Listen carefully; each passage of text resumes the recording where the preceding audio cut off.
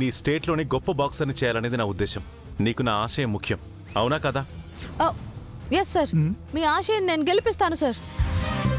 ఇప్పుడే రెడీ అయ్యి వస్తాను sir. That's good. Kavya, thanks for your support. It's okay sir, వెళ్ళొస్తాను. Thank you. బావా ఇదంతా డ్రామా కదేటి? మరి లేకపోతే నీ సెల్లెని ఒప్పించడం కష్టం కదేటి తింగర మేడం. నా సెల్లే కాదు బా, ఈ ఆడలంతా అల్ప సంతోషులు. నీకు నేను ఉన్నానని నువ్వు మాట చెప్పగానే నా సెల్లిని చూసావా గబాలు పరిగెత్తుకుంటూ పోయింది. ఆడళ్ళు అంతే బా, వాళ్ళకి సపోర్టింగ్ ఇంత మాట మాట్లాడితే నిలువెల్ల పొంగిపోయి కరిగిపోతారు.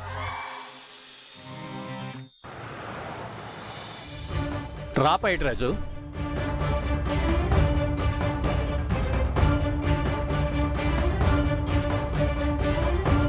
ఇదే పైటి రాజు, మీరు పనిచేయాల్సిన ఇల్లు. ఇంతకీ సార్ ఏడ్ చేస్తారో చెప్పలేదు. ఆయన పెద్ద బాక్సింగ్ ఛాంపియన్ అంట. మా అల్లుడు గారు లాగానా? అదిగో సార్ వస్తున్నారు.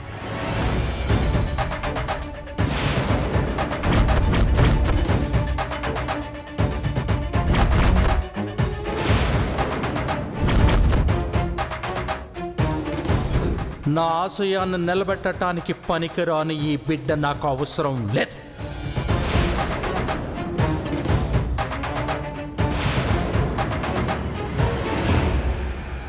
నమస్కారం సార్. నమస్కారం సార్. వీళ్లే సార్ పనిలోకి చేరడానికి వచ్చింది.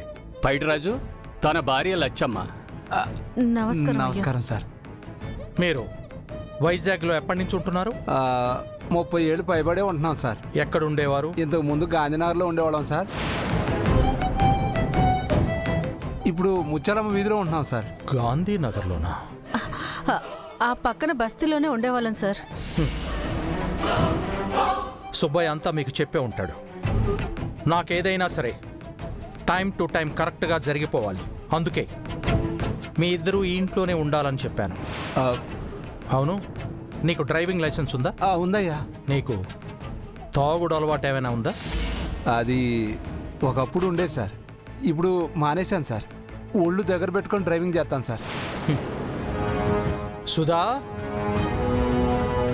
సుధా. వస్తున్నా అండి. మేడం గారు.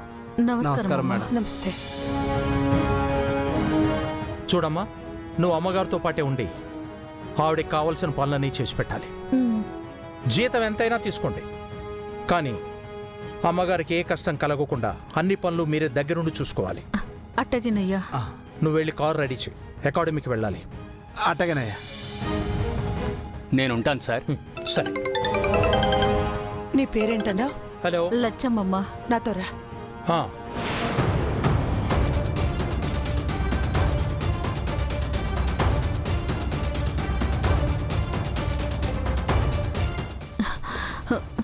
ఏమయ్యా?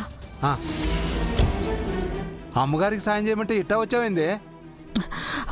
మనం ఇక్కడ పని చేయద్దయ్యా, పదే వెళ్ళిపోదాం. నీకేమైనా పిచ్చా? ఎందుకు వెళ్ళిపోదాం అంటున్నావు?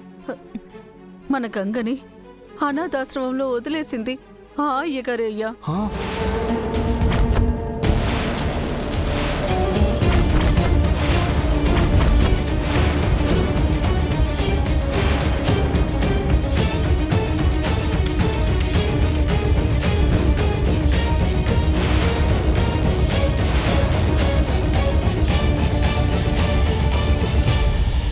అంటే వీళ్ళే గంగ తల్లిదండ్రులా? అవునయ్యా, ఈ విషయం వెంటనే రుద్రబాబుకి చేద్దాం. పదయ్యా. ఆగు లచ్చి. లచ్చి, వీళ్ళని చూస్తుంటే మంచోళ్ళనే ఉన్నారు. వీళ్ళు గంగను వదిలించుకున్నారంటే అసలు కారణం ఏంటో తెలుసుకోవాలి. ఆ తర్వాతే రుద్రబాబుతో చెప్దాం. నిజాలు తెలుసుకోకుండా గంగని వీళ్ళకి అప్పగిస్తే ఏటైతుందో ఏటో. అట్టాగంటావేంటయ్యా? నాకెందుకో భయంగా ఉంది.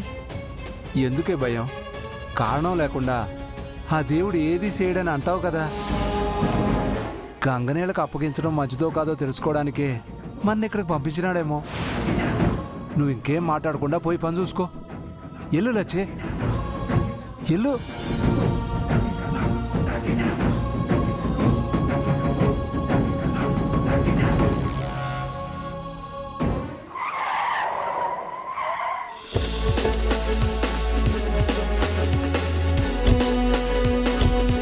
ఇదిగా సెల్లే, నువ్వు బాక్సింగ్ బ్యాగ్ని ఫుల్గా చెత్త కొట్టేసి కప్పు కొట్టేయాలి. నాను బావ కళ్ళలో ఆనందం చూడాలా. దానికన్నా ముందు ఆ? మీ చెల్లెలు అడ్డమైన తిండి తిని అడ్డంగా బాడీ పెంచకుండా చూసుకునే బాధ్యత నీది. అప్పుడే బాడీ ఫిట్ గా ఉండి గేమ్ బాగా ఆడుతుంది.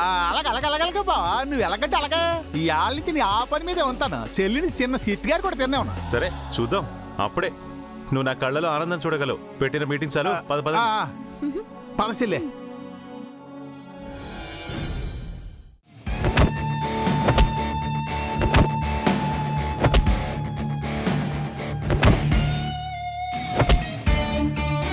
కిచెన్ గ్లౌజులు వేసుకుని వంట చేసుకునే వాళ్ళు బాక్సింగ్ గ్లౌజులు వేసుకుని ఏం ఆడతారు?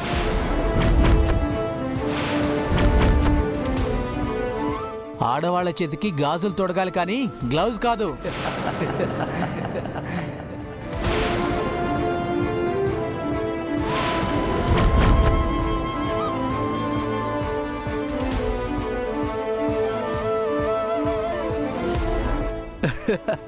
అవుననుకో. మగాడు చేతకాని వాడైతే ఆడది అంతరిక్షానికైనా ఎగరాలనుకుంటుంది.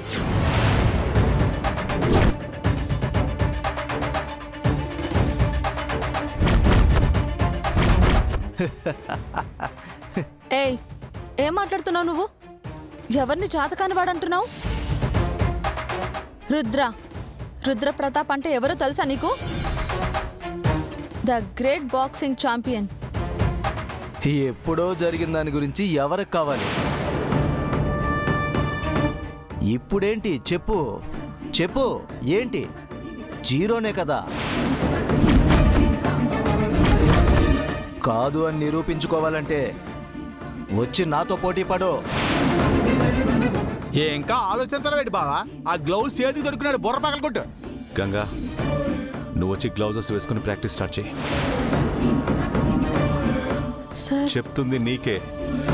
వచ్చి గ్లౌజ్ వేసుకో.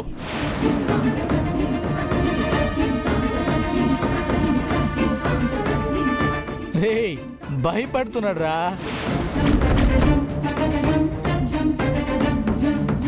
ద గ్రేట్ బాక్సింగ్ ఛాంపియన్ కి అలవాటు తప్పిపోయిందేమోరా. కమాన్ ఛాంపియన్, కమాన్.